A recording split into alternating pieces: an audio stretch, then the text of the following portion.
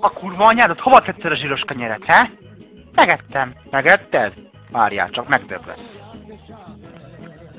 Nem érdekel, mindig megeszed a zsíros kenyeret, dagadtálat. A kurva anyádat, meg preg lesz ám mindjárt, hét, te kurva anyádat. Új. Hát, salátomat nem ütötte meg ám még senki. Te gelesztás. Te.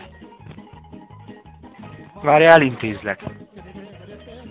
Várjál csak, megkapod te. Nem érdekel, apa azt mondta, a zsíros kenyér szálljál le, az enyém, meg az övé. Múltkor is megettétek az összes kenyeret. De azt én kukáztam. Hallod, kicsim? Jó van, most már akkor mennyi kukázni, te kurva. Jöjjön velem, kérem.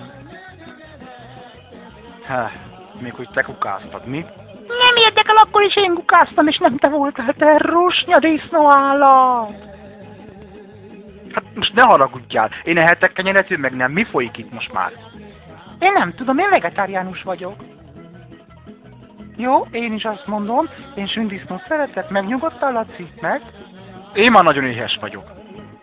Jó, akkor most üljetek egymás mellé, Lacinak hozunk egy kis bárányt.